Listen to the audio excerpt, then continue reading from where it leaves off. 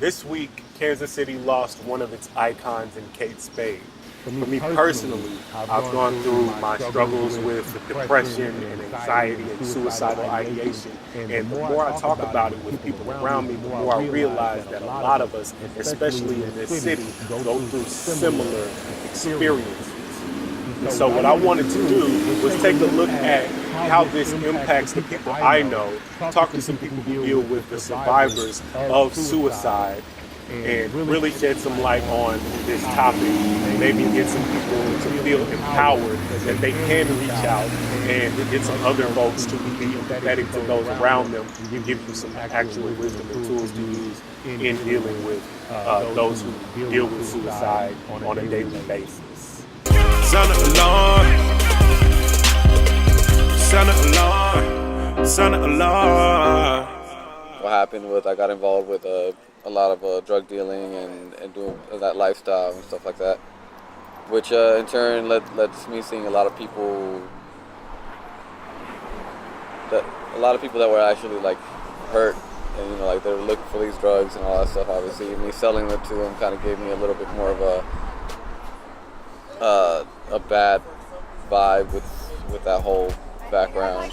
Like just losing a lot of friends, losing a lot of family, losing people that I cared about, people that actually that I loved, and seeing them going down that hole kind of made me feel like it was part of my gene and part of my DNA to follow that route. It didn't start getting really bad until I was about 16. I was with a girl for 3 years. Me and her were we were ride or die kind of situation, and she ended up killing herself. And when she did that, it kind of made me start thinking, like if she already did, and like what am I waiting for? Like it was just at that point that I just felt so alone, because like even though I was helping as much as I could, I felt like I wasn't helping enough. And I wasn't good, and I just felt like I wasn't good enough, and like it started getting to the point where I just couldn't do it. The last time that I had an attempt, and it went full circle. Me and my mom at the time got into a big argument about finances and like stuff like that. And I went in my room and I grabbed my bottle and I just took the whole thing as a shot and left the house. Cops picked me up, took me to the hospital, and I ended up, the last thing that I remember was being in the waiting room, waiting for them to check me in. They were checking my vitals and all my signs and everything, and I remember throwing up, and after that, I just felt calmness. I felt my whole body just shutting down, and all I remember was laying my head back and just being okay with the whole situation. I just felt like I was a burden to a lot of people. I felt like there was a lot of issues that I was going through, and a lot of people that I cared about that were already gone in a sense, and like they're not here. I can't count on them no more. I can't go to them no more, and now I'm just alone, and now I just feel like I'm a burden to everybody else. When we lost Brett, Bonnie wanted to make something positive come out of his death. And she got us trained to facilitate a support group. And we quickly learned that it cost money to run a support group, so we started a nonprofit organization called SAS MOCAN, Suicide Awareness Survivor Support. People feel so guilty when they lose a loved one by suicide. They wish that they had said this or done that, and it's the feeling of remorse. I should have seen the signs. I should have done this, I should have done that. And that's all common feelings that people have. People they want to know why something happened. Well, all they're looking at is kind of the last straw. You got to keep in mind that it's like a glass filled with water, and maybe something happened 10 years ago that it's still bothering me. Well, that's in the glass. something else that happened maybe just a couple months ago, and it's still bothering me. I'm over it, but it's still up there in my head. Well, that's in the glass. Well, maybe a divorce, maybe financial problems, all these things are contributing, and finally one thing happens and the glass overfills. Well, it's the same thing with mental illness. You don't know what all has occurred, and it could go back for years. And finally, it's just something that made it spill over, and it happened. We always tell them that you can never get into the mind of somebody else. And, if we could have stopped it, we would have. One of the big problems is the big question, why? Everybody wants to know why it happened.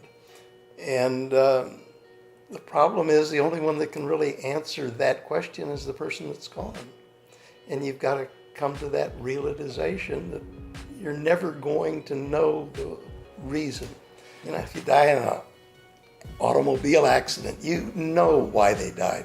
If they had cancer, if they had some kind of disease, there's a reason for it. And you're prepared for it, even old age. My father lived to 92 or so, and he lived a full life. But our son took his life when he was 31 years old. That's not a full life. And you hear all these kids in high school taking their life. They haven't experienced life yet. And a lot of the statistics are incorrect because sometimes someone, like their car, goes off the bridge. Well, it really was a suicide, but it's considered something else because nobody really knows for sure. So the statistics are always skewed a little bit when it comes to suicide. It's better now than it used to be. I'd say 10 years ago and back beyond that, you could convince somebody that if it was a gun, they were cleaning their gun and had an accident. Some kind of an accident caused the death. It wasn't suicide. Our child would never do that. But in reality, a lot of that, if you go back far enough, a lot of the suicides were classified as something other than a suicide. If you're thinking right, you can see that there's a tomorrow. No matter how bad things are right now, you know that maybe 5 minutes or 5 hours or 5 months, a year from now, things will be better and you'll get through this. But if you're not thinking right, you can't see beyond right now, and you're in such a hole, such a bad place that you see no other option but to take your life. One lady had a son who was a very good musician, and he was going to UMKC, the community, and doing very well. And he went up on a building and jumped off, and he had quite a great career. And to this day, she wonders why. Why did that happen? We have another couple in the group who had a son that was a doctor, and all of a sudden he took his life. So, a lot of people, you just can't even speculate the reason why they did that. A lot of people come to our support group and they wonder, especially if they have teens at home, well, is our teenager also going to think about taking his or her life? And it is a possibility. 15 years ago, if I said to somebody that I had a mental illness, they'd take a step back like they're going to catch it from me. Now people are talking about it. Mental illness is an issue, and suicide is part of mental illness. 14, 15 years ago, we couldn't get any media coverage for our walk or anything.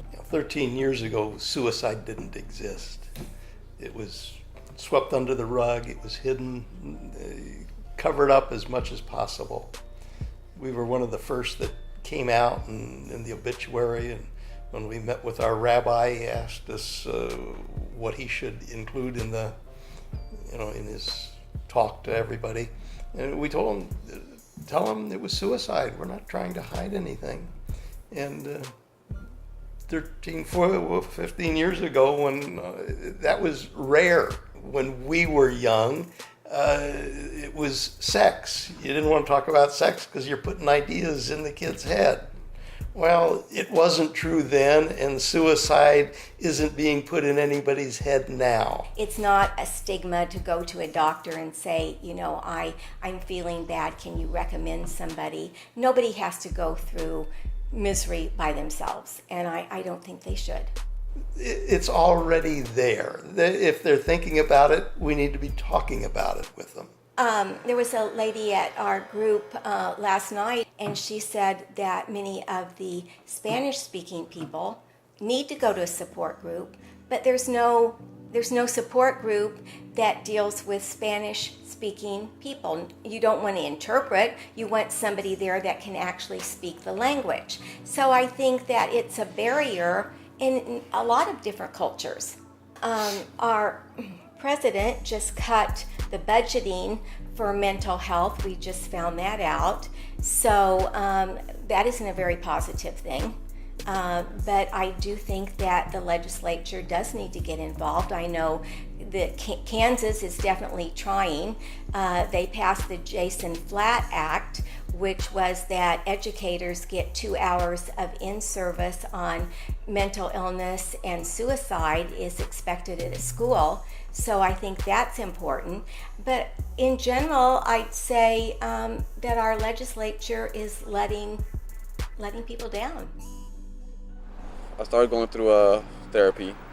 Therapy helped me a little bit, but even then, because of my situation that I was going through at the time, finances weren't looking all that great, so I couldn't keep going to therapy because it was getting too expensive, and a lot of stuff was just hitting me at once. I opened up to them, try to open up with my mom, but we're a very closed-minded family. It's a mind state. It's not, they think that it's depression, which is something that comes and goes every once in a while. And so I've never had anybody that actually I could relate to and talk to about the situation. I felt like I had to do it on my own. I had that. I've always been growing up in a home where if you have problems, you fix it, and don't put that burden on anybody else, which led also me feeling like if I'm trying to reach out to them too much, it's more of a burden on them than it is help, I guess, for me. There's a lot of people that aren't sensitive to that issue, and that they'll upright tell you, you're crazy and it's all in your head, and it's normal. It's going through these thoughts is everybody goes through it and stuff like that. So I've been focusing more on my music and actually letting it out more through music, and actually venting through my lyrics and venting through everything that that I do in general. It helps me get it out. It helps me get it out, and it helps me especially doing shows and going with fans and talking to them, and them messaging me after shows and telling me that they relate to the music and everything like that. It kind of gives me a window to be able to talk to people about the situation and help, honestly, and not only my own personal battle, but help their battles too, and have a heart-to-heart with people that actually relate to the stuff that I've been through. Find your passion and immerse yourself in it. That way you can prosper through it, prosper through the whole, take your messed up situation and turn it into a gain and turn it into something positive that you can actually do, and also reach out to other people that that are going through stuff like this around your circle and things like that, and talk to them. There's always going to be somebody that's going through either the same or even worse stuff around you. No matter what situation is going on at the time, it's going to pass. there's no once you hit rock bottom, I mean, there's only one way to go, honestly. It's appreciate everything you have around you. Appreciate the people that love you, the people that care about you. They don't want to see you in that hole. They don't want to see you hitting rock bottom as much. And you know, your circle is what'll help you come back from where you were. Honestly, is where I'm at.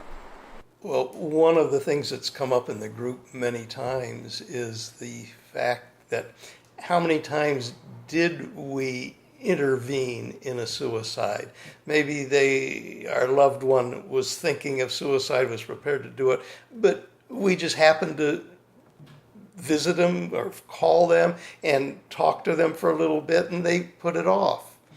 How many times has that happened prior to them actually completing the act?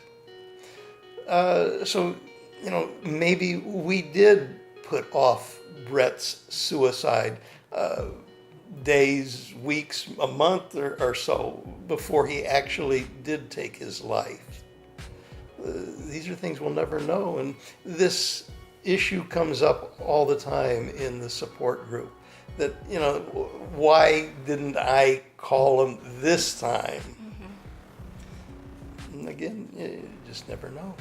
And I certainly have not ever forgotten the love and the care that I had for our son, but I feel like it's giving me something that I can help others with. And I think that's important, that my misery might be somebody else's help. I guess I hadn't thought about it until just recently, that we actually have touched a lot of lives and have helped a lot of people to get through this kind of a loss. It's a good feeling. There are ways that you can get involved if you would like to help victims of suicide. I would encourage you to reach out to SAS. Also, if you are dealing with suicidal thoughts and suicidal ideation, I encourage you to get help, speak to a professional, or call the National Suicide Hotline. That is 1-800-273-8255. You have to speak up about it. You have to talk about it, because in that moment where you feel hopeless, it can all be over, and you might miss your kid's graduation. You might miss your children's wedding in the future. You might miss the chance at seeing a brighter tomorrow. And for our city, Kansas City, it happens far too often. There are people who are hopeless and don't talk about it. There are people who need a hand and don't have the resources around them. I'd encourage you to get close to people who feel hopeless. I'd encourage you, if you're someone who doesn't struggle with this, to lend an empathetic, listening ear to someone who might just need your attention, someone who might just need your presence. So in the comments, I would encourage you to drop resources for people who might be dealing with this, people who might be watching this video and are still a little timid or scared or frightened about asking people for help. In the comments, I want you to, if you know of any resources in Kansas City or nationally where people can get help with suicide or free or cheap counseling or just support groups or whatever, drop that down in the comments below. Let's love on one another. Let's make our city great.